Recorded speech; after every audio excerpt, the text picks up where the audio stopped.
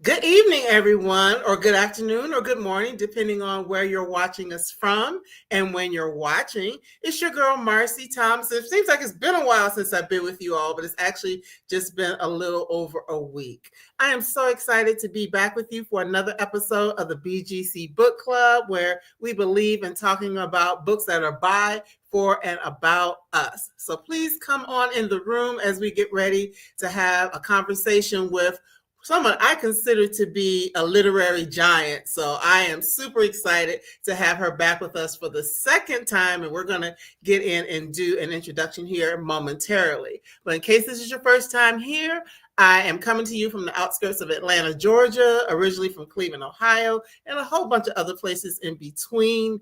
And I have been a lover of books for quite a long time. And in the last 5 years, I've been blessed to conduct about 300 or over 300 of these interviews. And so it's always exciting when a sister, especially a talent such as the one we're going to have this evening, wants to come back. So if you want to drop in, just to let you know off the top, you can ask questions, let us know where you're joining us from, all those sorts of things, because there are two of us on the screen, but this is a conversation for everyone. So our special guest for the evening is Honorée Fanonne Jeffers, who is a fiction writer, poet, and essayist with 7 books across 3 different genres. So we're going to talk about that a little bit.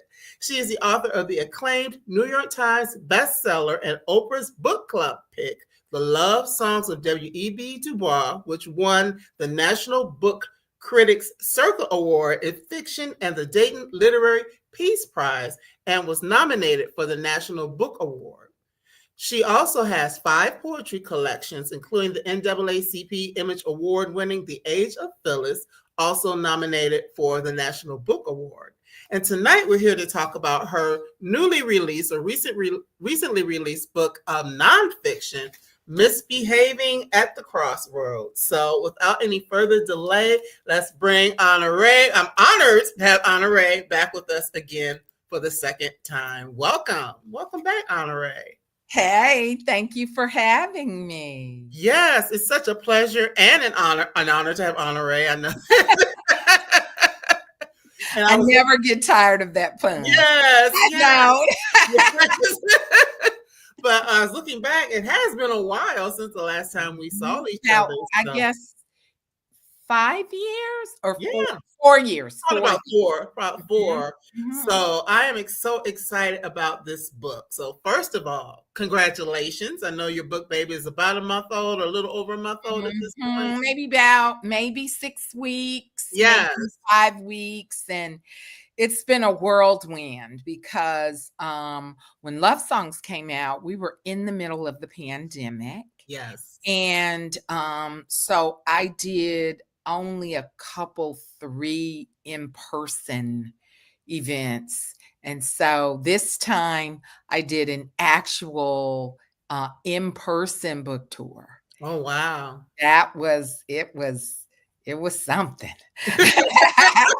I love to meet my readers and I love to just, fellowship with them, as we say down south.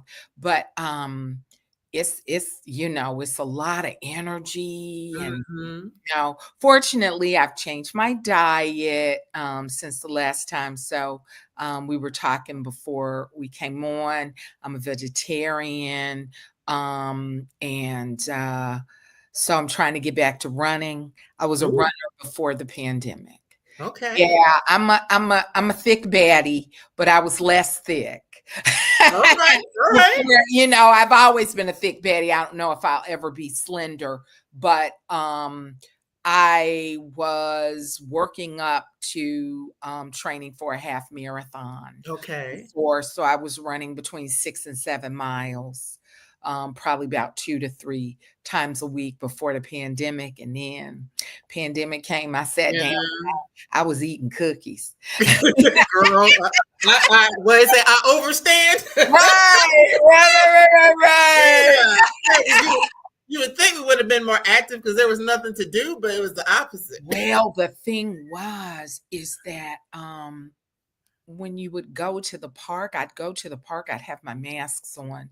And then you would have all these crazy people who, didn't believe in masks because they had heard whatever. I won't go into that. And so they would bully me. Mm. I would have my mask on, and it's a little hard to run with masks anyway. Right. But I would be trying to, I take, whenever I would see people, I would put my mask on. But when I was, kind of isolated, I would take my mask off, and then they would do things like they would circle back and Mm.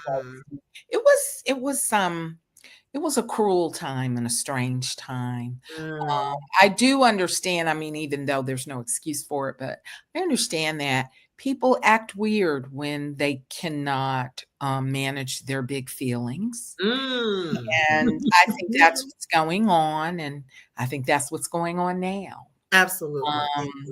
So yeah. But I mean, I didn't mean to get all deep about running. That's okay. I mean, we're getting to know you as we do in this book. So we can.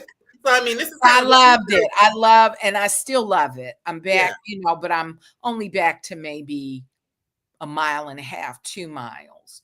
But I love it. I used to have these dreams where I was running and then I would take off flying. Oh, I for love years before I started running. But when you're chubby, there's a lot of propaganda. I follow a lot of kind of thick women on Instagram who talk about how people have made fun of them and stuff. And they're very encouraging. But I remember when I first started, I was sucking wind after like 5 or 6 steps. I understand. And then there was a lady who's a poet, and she had gotten into running and had actually run a couple of marathons. And so she was like a big inspiration. And so now, even though I'm not running what I was, once you've been a regular runner, you're always a runner. You're always a runner. You're always a runner, and you always know, okay, I can do this. Right. And so when you start back sucking wind, you're still like, I did this once. Right. That's like writing a book. Right. Exactly. You've done it before. You've done it before. Yeah. Right. And that's what happened when I was writing Misbehaving. There was a moment where I was really seized with despair. I'm like that with every book. Okay. Where I'm like, I'm a hack. What was I thinking? And then God will come to me late in the midnight hour and say, you did this before. Calm down. And you're going to do it again. Right. And then but it's never easy. It's never easy. And I can imagine that this wasn't easy because, as I said at the top, you've written in multiple genres, right? So, many of us came to know you through poetry.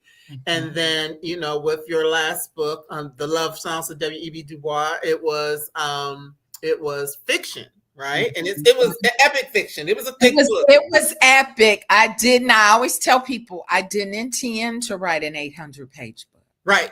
I intended not to write a serious book. I intended to write a beach read. People always kind of laugh, but I did because I just kind of wanted to throw something out there so I could get back to what I really love doing, which is writing stories.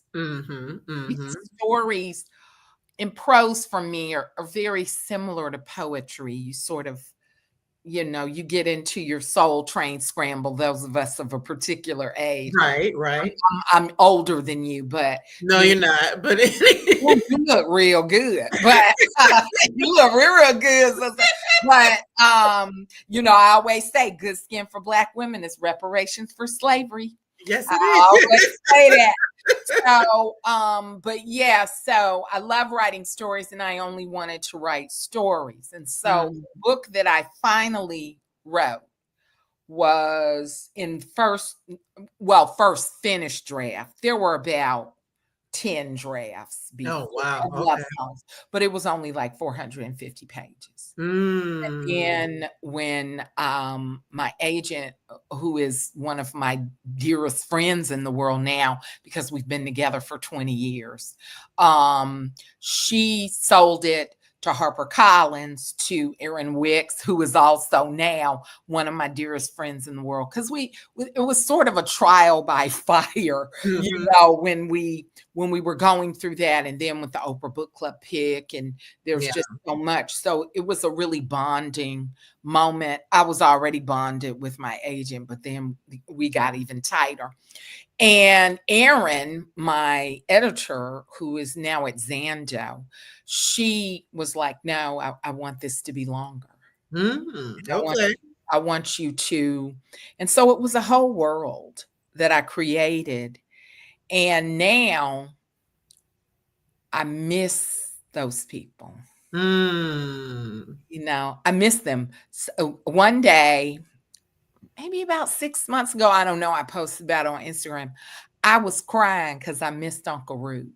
Oh, wow. Like he was a real person. Right, because you Like, live. I miss him. But I do, I miss that world, because that world is a variation of a world that it's both similar and not to the world that I grew up in as a little girl. So when I tell people misbehaving at the crossroads, that's the real world. That's the real story. That's the real story. And I think there were many reasons why, probably about halfway through, I decided to pivot. Okay. And I always pivot. There's always a pivot.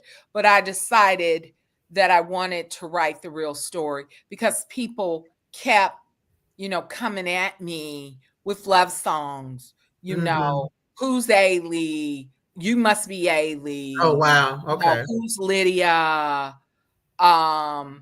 It's just like, yes, I had a sister who suffered from substance abuse, but she did not perish from that.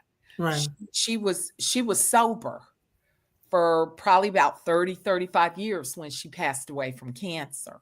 So I wanted people to sort of know the real story. And love songs is really, as much pain as there is in there, when you're looking at Ailey's immediate family, it's a very idealized family. I wish I had an Uncle Root. I wished that my relationship with my mama had been like between Ailey and Bill. I wish I had a David James. Hope springs eternal. Maybe a David James will show up. Right. But, even though David James is not perfect, right? I wish there will be a Coco novel. So I'm working slowly on the Coco novel now, not only because people felt like Coco got short shrift. A lot of people felt that way, that Coco got short shrift. But as I've explained to people, because there was abuse in that family in the novel, I did not want to give anyone the impression that I was even slightly implying that Coco was a lesbian because she had been molested. Okay. I don't like that. People are always trying to act like must have been something wrong. People are born, queer. Right. And so I didn't want to ever give that impression about Coco. But also, everybody doesn't get their own story. Even Uncle Root doesn't get his own story. If God says the same, I'm 58. I don't know how long I have, but if God says the same, hopefully one day there'll be an Uncle Root novel. I've nibbled at something from when he was a young man. But you just never know. You never know what the Lord is going to do. Now that I've retired, though. Now it's retired. Okay. Yeah, 7 years early. All right. Well, good for you. Good for you. Not a moment too soon. But everything things were already starting to get crazy, and now with chat, AI and all of that, it's gonna be a show when them kids start trying to write their poems and stories. Mm. And then you're a Black professor, and then they're gonna say you picking on the white kids and the this and the I don't have time for all of that. You don't have time for all No, of that. no. That's not my ministry. As we stay down south, that's not my ministry. Okay.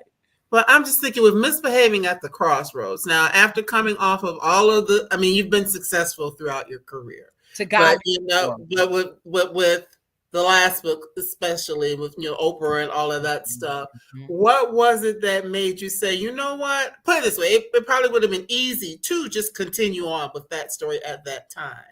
So what was it? I mean, I know you said that there were things that people have been saying to you or questions that they have been asking, but it had to be like a real, what should I say? There had to be a lot of thought and a decision to not stay in that fiction lane and to go nonfiction and then be very transparent in the new book. So, just thinking about what was kind of the motivation to say, I want to write Misbehaving and tell my own story right now versus continuing in the same vein. Because as you said before we came on, it's a different thing. So when you come in, you're like gangbusters out the door with the last book, and this one's more of a slow burn. So, it definitely had to be a conscientious choice on your behalf. Well, I've always written essays. I think this is one of the things I always tell people. I've never been the prettiest woman in the room. I've never had a great figure. I've always been chubby. People used to tease me. But my brain is pretty great. And I do, everybody got their something. You know what I mean? Everybody got their something. And, I used to be sad when I was younger that I wasn't the prettiest woman in the room. And then I decided I'd rather be the smartest person in the room, or at least one of the top 5, right? And I've always written essays. When I was in grad school, I always loved taking an idea and kind of breaking it apart and then putting it back together. That was always a thing. Like I remember when I went into an MFA program, everyone was always so shocked. It was an incredibly racist, disgustingly racist program then. It may be better now, but at University of Alabama, they were mean, they were bullies, they were white supremacists. But people were always shocked that I always got A's in my literature class. I could always, well, I mean, now I look at it, but yeah, I could always take something. I've always been really a critical thinker from the time that I was a little girl. And so, but when my agent and I were talking about what's next, I proposed love songs. And it was really supposed to be like a dry collection, just so I could let people know what I was working with, At this point, book 7, I think I've proven that I'm a smart person. But when you're a Black woman, when you're fat, when you're from the South and you have a deep Southern accent, when you're dark brown skin, people want to put you in a box, So I've done a lot of stuff just to prove to people that I was smart or that I could do something. Now, and I always say to God be the glory, I'm a very faithful person. Now I'm being allowed to do what it is that I want to do. I love that. You know what I mean? But I also feel like, to whom much is given, much is required. And so I think now that I'm in the, not even last third, very few people live to be 100 and I'm 58. I really want to show young Black writers, particularly young Black women, And then I'll continue talking about how misbehaving changed. I want to show them what courage looks like even when you're scared. Okay? Because I'm scared a lot, but and a lot of people are kind of shocked by that. I'm always scared, but I still do it. Do it afraid. Right. And so I remember when I was, a little girl, my father was a major Black Arts Movement poet, Lance Jeffers. And that was the kind of genius that I grew up in. People hadn't gone to MFA programs and all of that, right? Some of them hadn't even graduated from college when you're looking at Lucille Clifton and Amira Baraka, but they were all like really brilliant, like super brilliant. And they would be talking about literature and, all of this kind of stuff.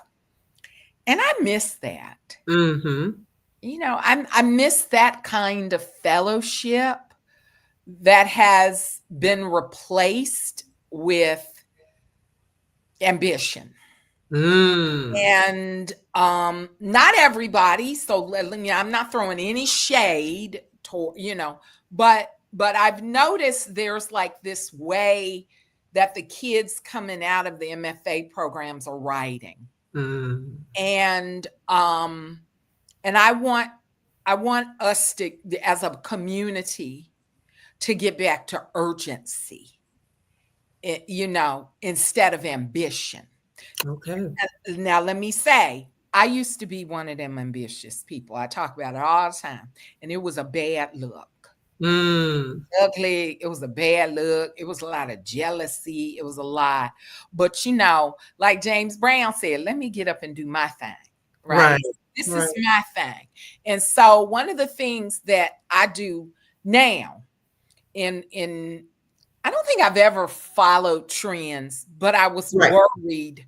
I was worried that people would look at my work. Like I've talked about the fact that when I first started as a poet, I would put things on the page a particular way to trick white readers that I wasn't as radical as I was. Okay. Well, you know different. After you read this, you'll know different for sure. Right. I take no prisoners. So one of the things that changed, there were several things that changed. First of all, when we proposed the essays, I was still in the middle of love songs. Okay. And I hadn't yet let go of fear. Okay. About, like, I was almost there, maybe about 75, 80%. But I was like, what if I write this? And, when people say, oh, because being a Black woman, people are constantly policing you. Absolutely. Right. So that was, I hadn't yet let go of fear. But then I had COVID. We've talked about, we talked about that before we came on. I had COVID, which was really weird because I always tested negative, but I had all the symptoms. And I, for a long time, I thought I'm not gonna be well. And so then I started thinking, wow, I don't know if I've been this honest before. I started thinking, do I really want to die being a coward? Ooh. That's the word right there. Lord. Okay. And then my mama started declining. We were estranged. I had to take over her care, and I won't go into it because there's certain things I can't talk about. Right. And then I started thinking about all of the things that my mama had done to be a good girl, to be a good woman, to be Mhm. loved by her family. And she still wasn't taken care of. Right. So that was another thing. And then, oh Lord, I'm sorry. It's And okay. It's okay. then, then, um, then I've sort of talked about this. Um, then I started, I started getting back into Black communities, middle class Black communities. And I had been isolated for a while, just really focusing on my writing. Right. And I had friends, but they were all long distance or whatever, right? And then my dearest friend in the world, the poet Jacqueline Allen Trimble, is just a brilliant, brilliant woman. My day one, we've been friends since I was like 26 years old. Oh, yeah. She's very accepting of me, and they're, my close, my tight, but people. But then I started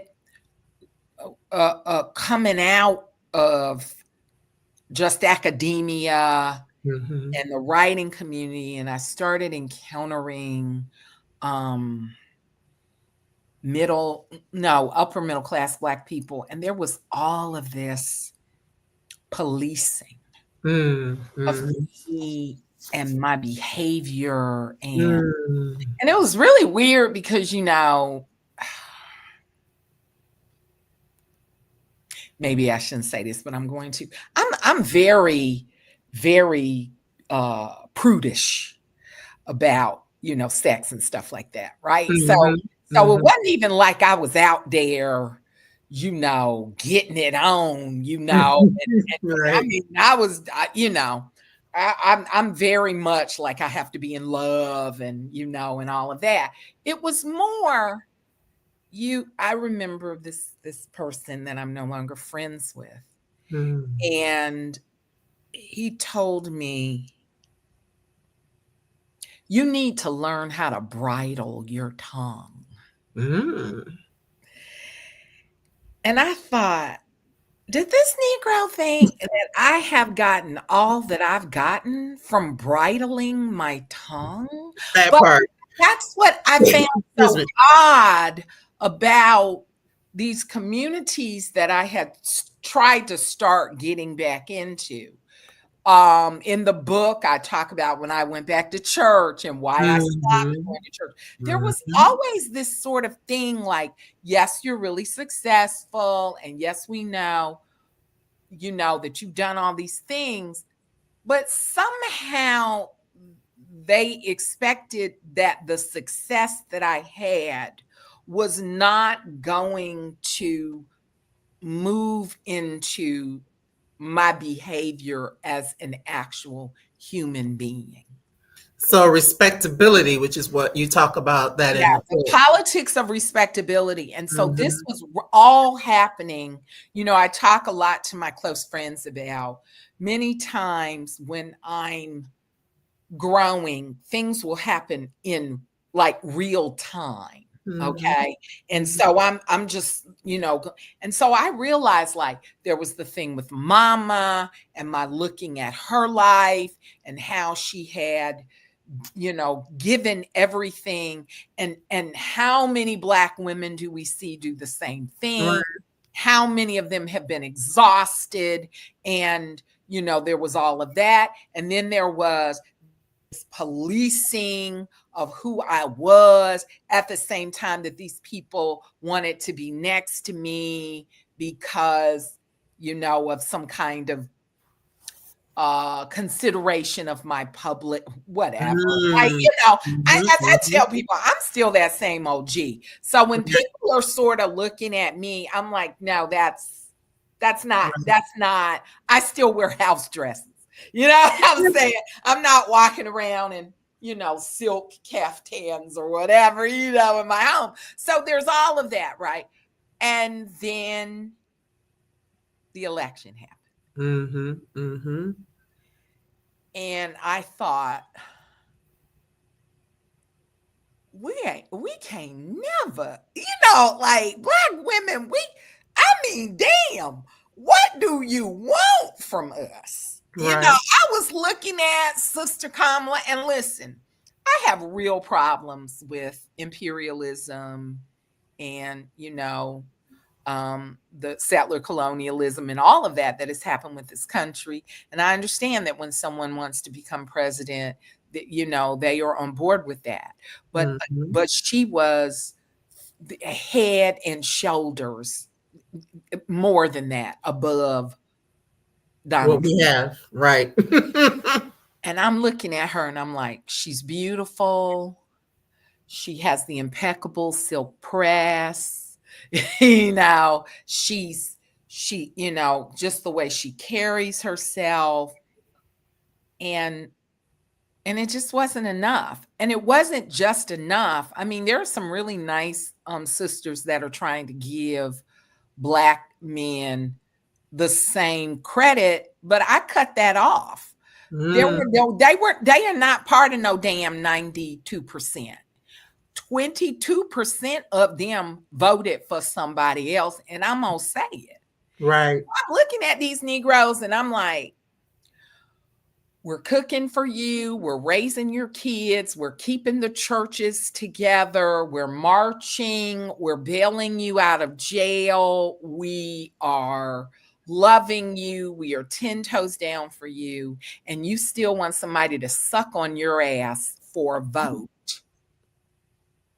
I'm sorry, I mean, I'm looking at this and I'm like they were like, she's not talking to the Black men. I'm like, forget you. This is not about you, because we carry the community. And if we're okay, we're gonna make sure you're okay. We've always done that. It's always done that. But it's not enough for that reality to be there. We've got to push them in front and go, woo, woo, woo, woo. You're the leaders and you're the protectors and you're this, that, and the other, and da, da, da, da. And I was enraged. Right. And everybody, as you're listening, all these, what we're talking about, these things are in the book. We're just not talking about it. We're just not talking about it. So yeah, these things are there was that moment. Mama died in October. Mm-hmm. And so then what began to happen is the book started changing. Yes. Every day it was changing. Every single day. But I knew that what I wanted to do was more than just a memoir. Right. And more than just history. Right. I wanted to talk about how this history had begun in the 17th century and how that kind of history impacted my real life, right? But also the lives of real Black women. And I mean, all of these women in history were real, but you know what I'm saying, the women that are here. And so one of the biggest things was Alice Walker. Yes, yes. And I love the fact that there are many places in here where you pay homage to her, just like In Search of Our Mothers. Yeah, I wanted that to be obvious, because a lot of times things that are obvious to me are not obvious to other people. Right. So one of the things was, Mama taught Alice Walker. Right. And your mother taught her, which I thought was. But I didn't have a relationship with Miss Alice. But I had a relationship with her work. And In Search of Our Mother's Gardens literally saved my life in graduate school, when those bullies were, telling me that I had gotten in on affirmative action. I graduated with a perfect 4.0. Yeah. And arguably, I'm one of the top 5 most successful graduates of that MFA program at University of Alabama. They still don't have me on the website. They still don't understand why. They still don't have me on the website, although I do receive letters from the president of University of Alabama. We're so proud of you, blah, blah, blah. I've been inducted into the Alabama Writers Hall of Fame. But I think, it's difficult for people because I was told that I couldn't write. So that was another thing. So it was a very difficult time, and I was very, very wounded and troubled, nearly suicidal. And so there were Black women who literally their words saved my life. And Alice Walker is one of them. And so what happened was when Love Songs came out, I don't know who told her about the book, but she read the book. And there were all these gestures to The Color Purple. Right. Now, which is, In Search of Our Mother's Garden and The Color Purple are like the Bible to me. Like Beloved by Toni Morrison. Yes, you mentioned her in the book as well. Right, Playing in the Dark. So then what happened was she wrote a review of Love Songs for her website. And someone sent it to me, and I was just like, what is happening? Yeah. I can only imagine. I love Alice Walker. Right. And so, as do I. And so then what happened is she's no longer living. I miss her so much. Valerie Boyd, yes, who was the biographer of Zora Neale Hurston. Valerie was a friend of mine, and she was Miss Alice's biographer. So she connected us, and I started emailing Miss Alice every once in a while, and she would email back. And I had to sort of get past, like, I'm emailing with Alice Walker. Right. I had to get past that, right? And so then Mama died. And I wrote her. And she sent a letter that was read at the homegoing. And I was really moved by that, And what I really loved about her, and there are several people who were like that. Miss Alice, Miss Sonia Sanchez, who is a dear friend and mentor, Lucille Clifton, who was like my second mother. They could hold in balance that my childhood was abusive. They were friends with my parents. They could hold in balance that. And that truth of that, but still love my parents. But still love your parents. I think that's extraordinary. And I think it is. Because I've had some people say not nice things about my mom during, interviews or whatever. Like, and I just kind of let it go. But in our community, I can talk bad about my mama, but you can't talk. You better not. You better not. You can't talk bad about my mama. And so that's been duly noted. And so then I no longer want to have relationships or connect or even talk to these people. So that's what I loved about Miss Alice, that she could know what happened, but she could still carry this immense love for mama. And then what happened, because Miss Alice was in our home, but I don't remember it. Okay. Loved her. Miss Alice loved her cornbread and her collard greens and all of that, right? And so then when Miss Oprah did the Color Purple musical movie, she invited me, and I was out there, and I was looking everywhere for Miss Alice. Where's Miss Alice? And I was heartbroken because I came to see Miss Alice. Mainly see her. Makes sense. So then I ran into a friend of Rebecca, Miss Alice's daughter. Rebecca Walker. Rachel Harper, who's the daughter of the great poet Michael S. Harper. And I said, what are you doing here? And she's like, I'm here with Rebecca and Alice. And I was like, where? And so she took me, and there's a picture on my Instagram where I've got my shoes in my hand, and I'm just like running toward Miss Alice, and Miss Alice has got her arms out. And that moment is when I decided to frame the book. Right, because it centers her, just some of the titles and things like that. You do talk about her, her work. You talk about, there's so many things you're talking, and a lot of them we have touched on, indirectly in this conversation. So you will, as you read the book, you'll see where all these things that we've been talking about come from. But, you talk about the concept of womanism and feminism, because that's a big thing. And it really, when you talk about the misbehaving part, I think for many, that's where the misbehaving comes in. You know what I'm thinking right now, sister, as I'm talking to you? I'm always so comfortable talking with Black women about my work. It's a different feeling. I don't ever feel frightened. I don't ever feel like there's going to be a moment where somebody says something strange or whatever. I just wanted to say that, there's a different, I was in conversation with the great Imani Perry a few weeks ago at the Center for Fiction.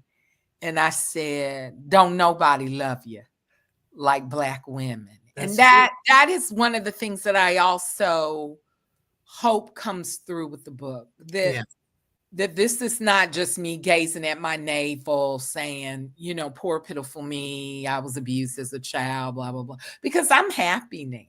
There's something I never thought I would find. I have peace. I have joy. So much peace. Like immeasurable, strange peace. When I wake up in the morning, and I remember I've talked about this before when I was a little girl and you'd be around old people and they'd run into each other. My grandma had friends and she'd be like, May Lois, how you doing today? She's like, child, I'm blessed. I woke up in my right mind, and blah, blah, blah. And I would be like, when I was a little girl, I'm like, I woke up in my right mind. Wrote on my book. My legs worked. My body worked. I jogged slowly, but I jogged on my treadmill. To me, these are just things that I no longer take for granted.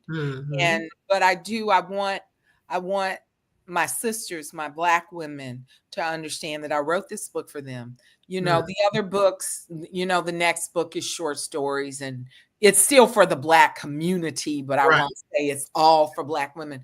But I want them to know how much love is in the book for them. Yes.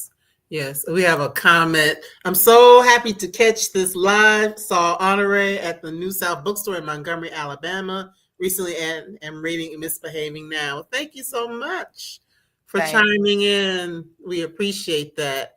Yes, and I mean, as I was telling you before we came on, y'all see I got a whole bunch of tabs because I was tabbing because there's just so many gems on every page. I mean, whether it's talking about the things that just in our families, we all go through a lot of things, and I've often said that even though the journeys might be a little different, they're little pieces, there's little breadcrumbs that we all can relate to, whether it's talking about colorism in families, or whether it's talking about people treating you differently because of your size or because of what you look like, or if you're smart, sometimes they think you're too smart, or you think you're better than everybody, right? Or so pretty if you lost 30 pounds, right? Don't you?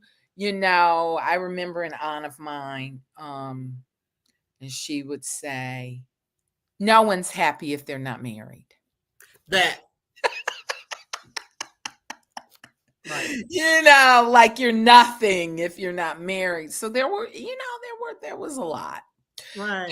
But I think now that I'm older, and this is really surprised me, that I've come to this, I understand there's a deep pain informing that kind of meanness, Mm. and I think it's easier to have compassion for people after they pass. That's But true. I do think there's a deep pain because for me, um, being a neurodivergent person and not really understanding that. So when you are neurodivergent, sometimes you have to learn, you can't just say exactly what's on your mind. Mm-hmm. Might hurt somebody. But before I came to that, because we didn't even have the vocabulary, Right. I would just sort of blurt out anything. Mm-hmm. And now I think back on it, and if I run into people that I know that I've been rough-hewn with, I immediately, because I never forget a face, I'll Mm-hmm. say, I wasn't my best. And you don't have to forgive me, but I just want to let you know I'm sorry that Mm-hmm. I was not gentler with you or whatever. And Mm-hmm. so I understand now, like for me now, um, I'm always really careful whenever I go out. Like if I'm not having a good day, and because I've now retired early, Mm-hmm. I took that Underground Railroad out of No, that's right. Sister Harriet was Excuse me. there. She had that lantern. She's like, "Come on, girl," you know. But it was really Miss Sonia. It was Mm-hmm. really Sonia Sanchez having a conversation with me, and I was whining and stuff. And then she was like, I had the same conversation with Tony when blah, blah, blah, blah. And I was like, Tony who? And she's Morrison. like, you know who I'm talking about. And that to me was like that sign, right? But Mm-hmm. um, but yeah, now because I have retired and I'm writing full time, I I I have the luxury of not leaving my house if I'm having a bad day. Right. And Right. so if I'm having a bad day, I'm not, Mrs. Tabitha Brown says, don't you dare go messing up somebody else's day. That's right. Um, Mm-hmm. and then, when I leave the house, I leave my food at home. You Mm-hmm. know, That and so fool at home. I leave my food at home, and Mm-hmm. I always, and I say this constantly to the point where it probably annoys people. I want to be a blessing to people, and Mm-hmm. that, because I wasn't always a blessing. Mm-hmm. I don't think I was a curse, right? To God be the glory. But I want to be a blessing. And if I feel like I can't be a blessing that day, I stay at home unless it's needed. Unless it's needed. Unless I'm under contract or something like that, and I've got to go, and then I just get it together. You know. Right. Right. But one thing I loved in reading this book, Honorée, is yes, there are things that were hard. And I can appreciate your willingness to be transparent, understanding that, how can I put it? A lot of times when people do pass away, the thing is to try to act like stuff that really was happening really wasn't happening. Woo! We try to sugarcoat things about Oh who my people were. God. I love that you didn't do that in this book. And even in the things that were hard or where you had challenges with people, whoever they were, because y'all got to read it to know the whole story. We're not going to tell you. But it's like it also showed their humanity. And it also has shown your growth and your healing as well, to be able to do that. Thank you. Because sometimes you can hold on to something and in trying to cover And it up. I held on to it. Yeah. I held on to it. I remember, the one thing that was very scary was to tell the truth about my mom. Mm-hmm. And so thank you so much, Gina Vasquez, for saying that. I Margaret Pinard, I have no idea where Yeah, that it's crazy. really is. But I got two little things to say. First of all, I remember when I was like maybe 18, 19, I might have been in my 20s. One of Mama's relatives, I won't say who it is, but he wasn't a nice person.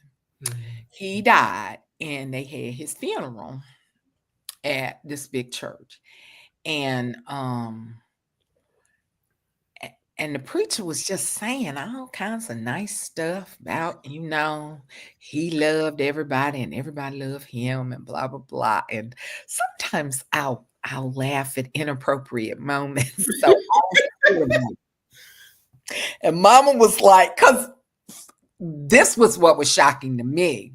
She too was having to hold back laughter. Mm-hmm. So we were both like, keep it together, keep it together, keep it together. And then after the funeral, she told me her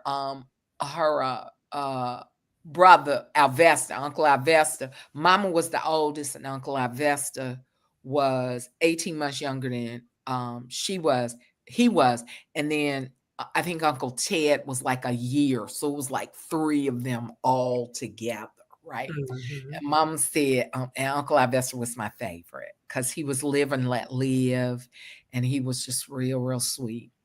And he had this glorious baritone. And Mama said he called and said, Trilly, I was about to go up to that coffin and see who was in that coffin. Now, that what? And so that's the thing, that I do love. I got my language from all of those people. Mm-hmm. They were great storytellers. But it was terrifying. Mm-hmm. It was terrifying Mm-hmm. to talk about, not so much about my dad, because I had talked about my dad. I Right. talked about my dad's abuse for years, Mm-hmm. much to the chagrin of some of his male colleagues. Yeah. I didn't give a damn. That was my daddy. And I Right. loved my daddy, and I still love my daddy. Mm-hmm. Right? But he was not a nice man. And I know that a lot of the struggles that I went through and my sisters went through and my mama went through, we wouldn't have gone through if he hadn't been such a mean man. But I also know that he was greatly wounded from his own childhood. Right. So we're there. And so, so I think about him as a little boy and Mm-hmm. but in the Black community, you don't criticize your mama. Right. You don't do that. Right. You do not do that. Right. And so it was very terrifying to talk about what I had gone through. But I continually prayed on it. And I know I sound creepy and weird, but Mama's spirit comes to me all the time. And she gave me permission. Her spirit gave me permission to write this book. And one of the reasons, and it's by no means a self-help book. I wouldn't even know how to tell people how to help themselves. But I have had people come up to me after every in-person event and say, I'm dealing with estrangement. Thank you for writing about this. And I think that it's a great taboo. Mm-hmm. It's a great taboo to talk about. But I think because I did come to forgiveness from when I was seeing after Mama's care just for those few weeks, and I found such joy in being with her. There was never a moment where I resented her. I always was just so happy to be with her. And the shock of that, the shock that after this long estrangement, that I would just be so joyful. It was not, as I tell people, guilt did not bring me to mama. The Bible and, scriptural teachings did not bring me to mama. It was my deep love that I had never let go of the entire time that we were estranged. And I thought, you know how they say in the Black church, let me encourage you. Yes. Or like the old preachers, if I can just help somebody with my testimony, and so it is. It really, part of it is very much a testimony, and hoping that I can help people. But also, I did want to say something, as other Black women of old have tried to say, about we need to be better towards Black women in this community. Yes. Not in the protect and lead and provide patriarchy. We need to have equality. Yes. Okay. And that's the only way we're going to make it out. And so that's when I really had to start struggling with, how am I going to put this on the page? How am I going to, go through this? And then the last thing is just knowing that I really don't respect genre. I'm going to do me, and I'm going to, like, I remember in an early draft of love songs, I'm a poet, so I write lyrically. But I had been reading, I think it was John Updike or someone like that. And I came back with a different draft, and I gave it to my agent. I was very proud of myself. I had rewritten the whole draft. And she called me up and she said, "What did you do? You took all the beauty. Where's the poetry?" And I was like, "I really want to be a real, prose writer." And she was like, "Oh my God, I'm depressed." So I went back and I said, "Well, this is who I am. I thank you." Oh, that's so sweet. I did my best. And so anyway. But yes, even in this, because of the type of writer that you are, because of your skill, your gift, in this, like the prose, there are a couple of poems and things like that in here, but it's just the lyrical writing, the way that you tell a story, the way that you turn a phrase. But it really felt like I was, like we're doing right now. I felt like I was having a conversation with you. I wanted it to feel like the front porch conversation with some beauty. Mama, the way she would turn a phrase. There were certain things like my friend Jacqueline Allen Trimble, my day one, and she'd say, you need to write down all of Dr. Jeffers' sayings, because she had met Mama, of course, back in the day. But Mama had this one saying. It may sound pejorative now that we don't use particular phrases, but she would say, "Honorée, you cannot play insane games with a madman and call yourself sane." She would just say, certain things. If God didn't want us, now I stole this one for a short story of mine. If God didn't want us to make a little love, she wouldn't have made it feel so good. I know. So she would have all of these little sayings, right? And so I learned language. I learned, as Toni Morrison said, I learned how to do language. I learned how to do that. Are we frozen? Just for a second, it's back. All right. So yeah, and I love that I never get bored with language. But I also am aware that language is very seductive.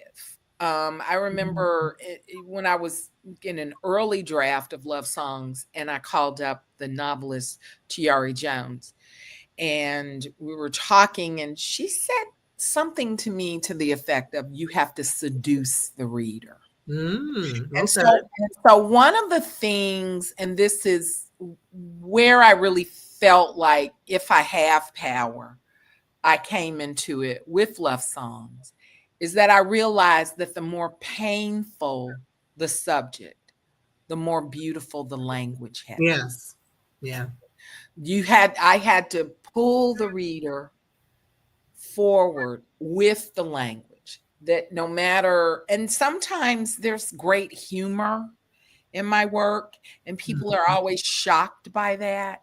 Like sometimes even when I'm talking about the most difficult things, like when I'm talking about Thomas Jefferson's abuse of Sally Hemings, and I say, leaving aside that it's just plain nasty.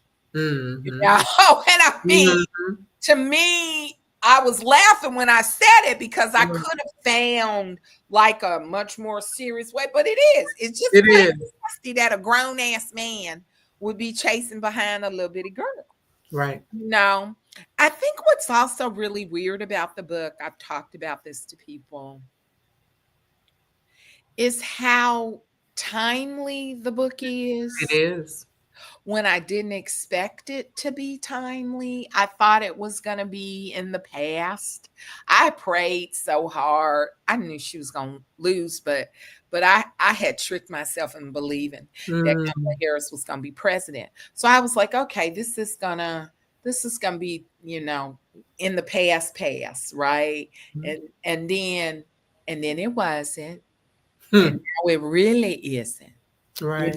So when we begin, when I think about childhood intimate abuse, I try not to use blunt terms, and I think about that, and I think about, okay, so now we got the Jeffrey Epstein situation.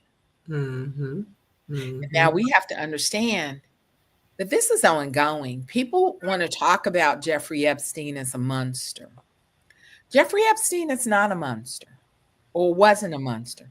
Jeffrey Epstein was a man, a white man, who was rich, and he was given power. Right. And that's what people want to make evil. Evil is only as far as your power and your resources can take you. That's what evil is. If you decide that you just want to let your id off the chain and let it lead you around by the nose, you're not evil. You're just powerful. People want to talk about Jeffrey Epstein, but there were every white person in America who was descended from a slaveholder has at least one child predator in their bloodline. At least. At least one. And so, for me, we really need to be having these conversations when people are like, never did we know that there was going to be a network of child trafficking. And I'm like, you haven't heard of slavery? Right. You haven't heard of slavery, and these 13-year-old girls having their master's children. That's trafficking. But you know what? Because of who it was, it's looked upon differently. Because of who it was, it's looked upon differently. There is no way that they would be letting a black man traffic 1,000 little white girls. They would have torn him to pieces in the public square. So, for me, I think, I'm always scared because there are crazy people out there. And I've been blessed not to have a whole bunch of crazy emails, but I've had some. Right. But yeah, I think we're in the middle of a reckoning in this country.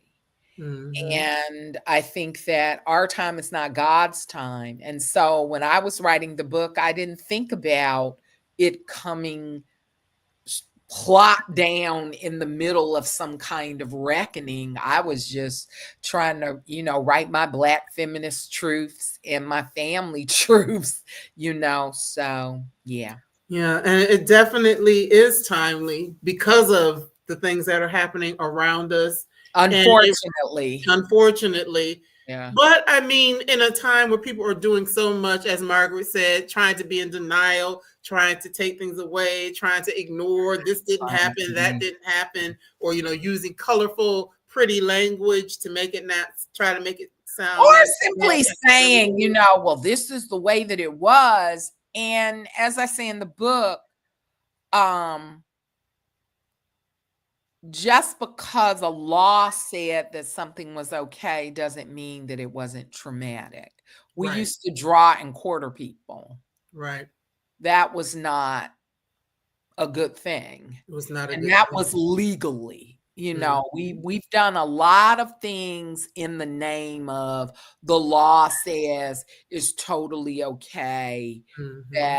But I do think that we are at a reckoning with humanity.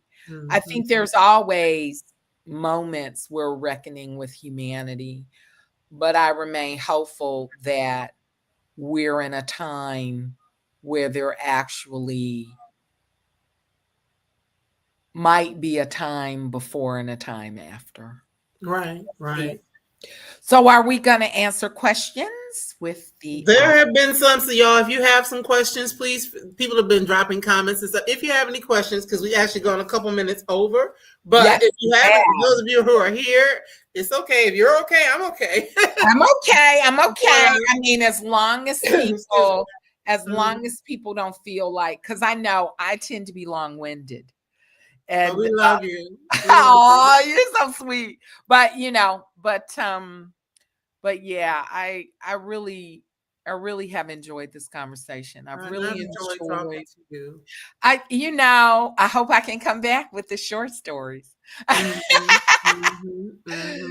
So, but yes, just thinking about the things that you somebody said it's impossible not to sit rapt listening. Exactly. But I'm just thinking about appreciating your transparency and appreciating your willingness to kind of put yourself out there and say things that I know weren't necessarily easy, because as more people tell their stories and tell their truths, it gives more others courage to do the same, because a lot of times we don't want to talk about stuff because either we're afraid of what somebody's going to think, or you're going to hurt somebody's feelings, or you're going to be ashamed, or we get a lot of things that happen to young folks, yes, particularly that happen to children of all genders, and, young people of all genders. This book, of course, is for Black women, the full range of Black women, as I said, trans, cis, straight, queer, etc. And I just want people to understand the shame is not yours. It's not yours. It took me a really long time. I thought I was going to leave this earth with shame, feeling dirty. And I don't. I don't feel ashamed anymore. I don't feel dirty anymore. And I understand that anybody that tries to make me feel ashamed or dirty is someone who is not at peace with themselves. Not at peace. And I'm not angry at them. I just know that that's not mine to carry. That's not mine to carry. And I don't have any halos over my head, but I do think that the other thing that has been a great surprise to me is that healing has brought compassion. Yes. towards not only myself, but to other people, even sometimes when I don't necessarily want to have passion. I want to be that old Honorée that would, throw some bows, verbally all the time. But I've learned, compassion for others. I know, we're all just doing the best we can. That doesn't mean that some things are right. Right. But it does mean that, everybody's just trying to survive. So, Right. Yeah. So gotta have faith as strong as the earth seed. Just had a parable discussion today, so she's an yes, inspiration. Octavia Butler. Yes, yes. And actually, I met Susanna Morris over the weekend. Her book is coming out, Positive Obsession. Oh, In a couple of the weeks. biography. Yes. Biography. Uh-huh. Let me leave you with just a little funny story. We were at the College Language Association. I must have been in my 20s, maybe my early 30s. Octavia Butler was still alive. And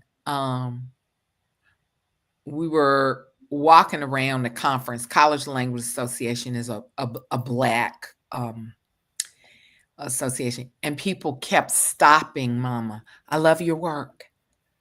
I love your work. Thank you for your work. And Mom was like,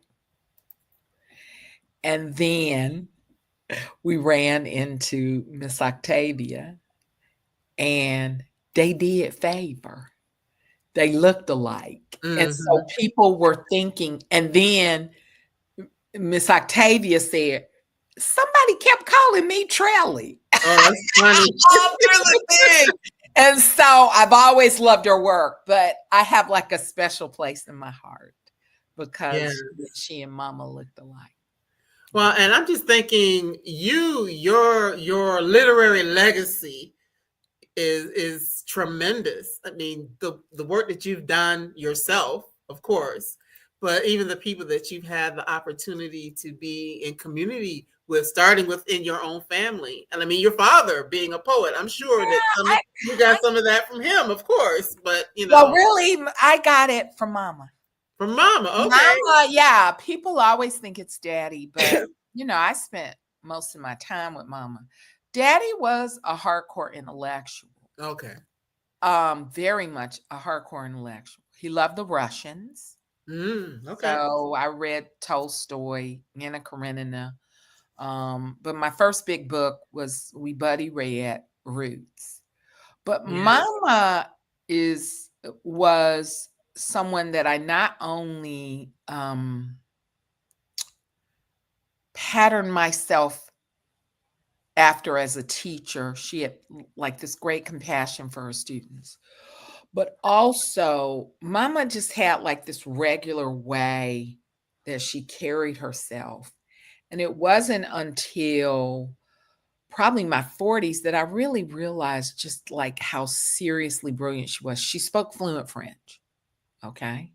She had read Les Miserables, Voltaire, all of this in the original French. Okay, Mom.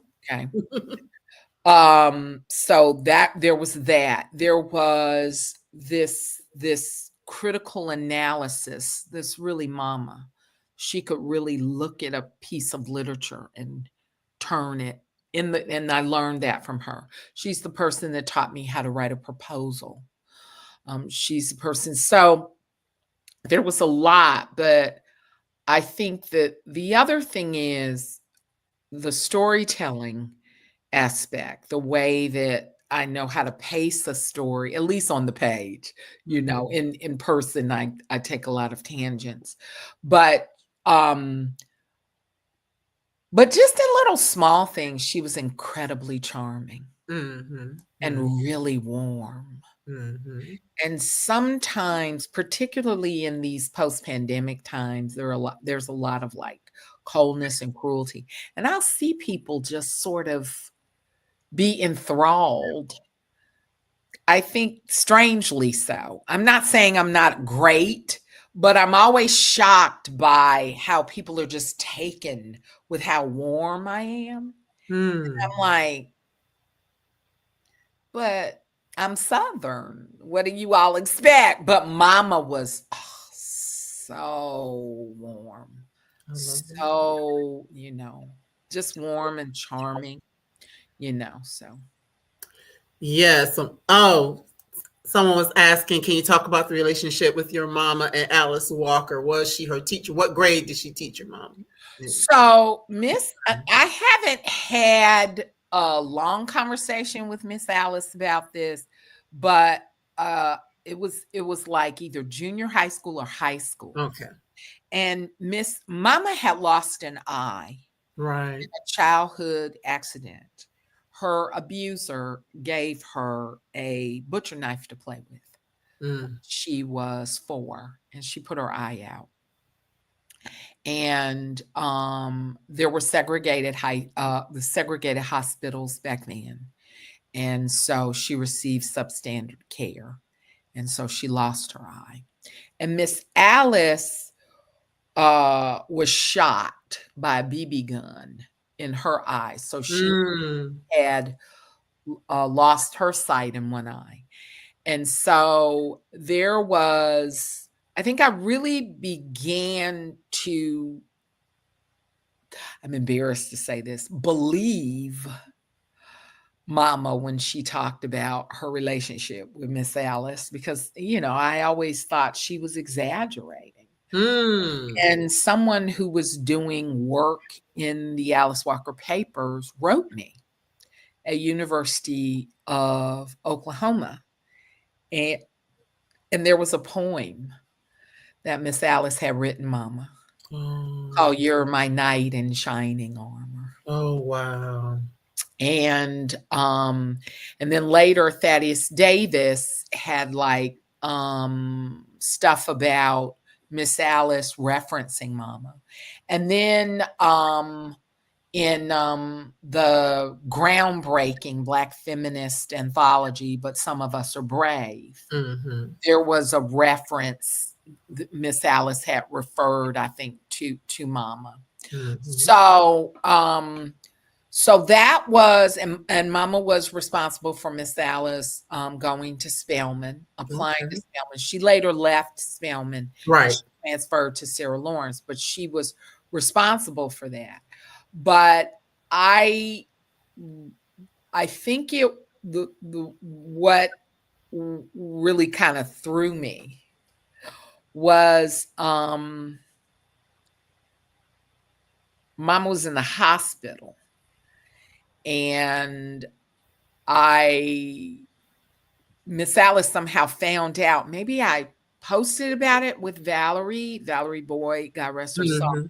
And she contacted me and said Miss Alice wanted to see Mama hospital. So we secretly, I think I can say this now, we secretly arranged for Miss Alice to visit Mama in the hospital.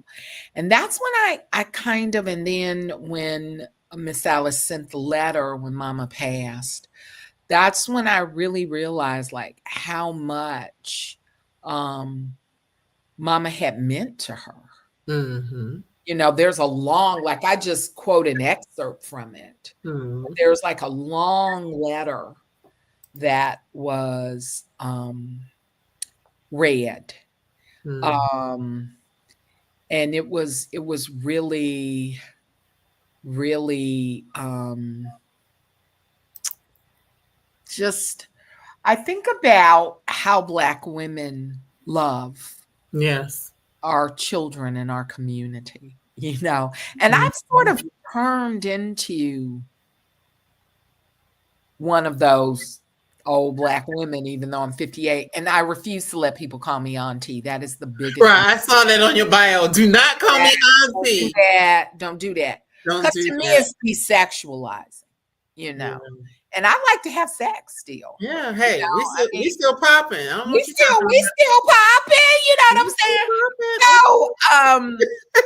No, but I think about that because I do the same thing now that people did for me when I was a young woman, where I'll just pull money out if I see a young Black person working really hard and feeling kind of overwhelmed and I can feel it, Mm-hmm. and I'll just reach into my purse and pull out $10 or $20 and be like, let me bless you, baby. Mm-hmm. And all of a sudden I'm like, is this an ancestral thing?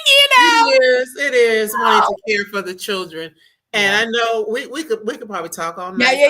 But I'm not gonna keep everybody, but I did have to say this because in reading the book, all of the things that you talk about, and like I actually have a mentee speaking about dealing with young children or younger people. I don't have any children like you. I don't have any children, but I have a young mentee who just turned 18, and she's about to go to Spelman. So I'm looking forward to being like her.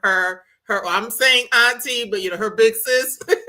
There are a few kids that aren't related to me that I right. Yeah, there are a few. But yes, just thinking about that, the whole power of giving back, a child that isn't mine, that I want to continue to pour into and support her on her journey. She is a concert pianist. So, I look forward to all of the things that she's going to do. But Spelman has a wonderful music program. Yes. So I'm excited about that and being able to go to all the different programs and support her since it's local to me. But this conversation has just been so great. Everybody, please, get a hold of it. Yes. I look forward to finishing. Yes. It's such a good book. You're going to get so much out of it. And, really, also got a lot of great comments coming in. I really enjoyed this conversation anytime I can. Laura. Yes. Hey, Laura. And Margaret, my buddy Margaret. I'll be seeing her later on this month. We're going to do a conversation together later this month. Excellent. So, but it's just good to be able to do this and to have these conversations and, just really get what people's appetite for what it's all about. But more importantly, I'll be honest, we didn't get into the meat of the book, but that's okay. We didn't have to. We got into indirectly. Most of it. Yeah. Indirectly. But you know what? Actually, I think it was more beautiful because I got a chance to really talk to you and we got a chance to really hear from you and hear your heart and, get to know who Honorée is and all of that. And it shows up on the page, but it's even more beautiful to see it as we're here having this conversation on the screen. So this is going to live on and people will be able to see your beautiful smile and those red glasses and that popping new haircut because the last time we had more hair, all of that. Get to see all of that and giving us a little shoulder, all of that. I kept trying to move. No, girls, it's all good. It's all good because, we still sexy. We still look good. All of those things. What they say, milkshake will still bring the boys together. Okay? Well, I just appreciate you. I appreciate your support. I think now that book tour is over, I try to bring myself and, because yes, the book is really important, but I remember when I was young and a young writer, I always wanted to sort of have a little bit of peek into who the writer was. Right. So, Well, thank you so much. And I hope I can come back. Absolutely. You can absolutely come back. For A Simple Promised Land, which I am finishing up right now, if God says the same, stories. So yes, I'm definitely looking forward to that because as I said, you have already built a great literary legacy and it just continues. And I look forward to having you back more, learn more about what you're doing, all of that. Everybody's here is excited to see you here and all of that. So for those who may not have had a chance to get a copy of the book yet, it is available at the Brown Girl Collective Bookstore, which is just that, www.browngirlcollectivebookstore, Bookstore, which actually is attached to Bookshop. So if you like to shop on Bookshop, you can go there and, pick up a copy of Honorée's book and you'll see what else you find there. But I really do thank everybody for being here and being a part of the conversation. Oh, she said, come back when the Uncle Root story is yes. But once someone has been here, they're always welcome here, whether it's 3 years, 4 years, 1 year, whatever, 6 months, whatever the case may be, you're always welcome to come back, Honorée. Thank you so much for having me. Yes, yes. Well, everybody, I'm gonna let you grab some water right quick, but don't hang up just yet. Okay. All righty. So that was such a pleasure. Off the screen. Sometimes I'm doing too much, moving too fast. But it was such a pleasure to have Honorée with us. I really do appreciate everyone being here and being a part of the conversation. Show the book again, Misbehaving at the Crossroads. It's a whole lot of stuff in here. Good story, good history, things to just really make you think and just really dive into what it means to be a woman, specifically a Black woman, and how we navigate life and family and so many other things. So please, please, please pick up a copy. It's also available on the audio. So if you prefer to do audio is available as well. So don't, forget about that. So thank you again, everyone, for being here. I will be back in a couple of days with Phyllis R. Dixon. We're going to talk about something in the water on Wednesday. And then, of course, I got good stuff coming up next week as well, including, I didn't bring the book over here, or did I? No, a special surprise. I'm going to give y'all a special surprise next week. It'll be next Thursday. I don't know if you all remember a few years ago, there was a young lady, young Black girl, who was the first to win the National Scripps Howard Spelling Bee. Zayla Avant-Garde, who won a couple of years ago. She's written a couple of books since, and she is getting ready to go to college as well. So she will be our special guest next Thursday. So I'm super excited to talk to that super brilliant young lady next Thursday, but there'll be 3 other people in between now and then, but I just wanted to give you a heads up on that, because even though it's a children's book that she wrote, she just has a really outstanding story, and I can't wait for us to dive into that next week as well. So I look forward to seeing you all again real soon. Have a good evening and take good care. Bye-bye.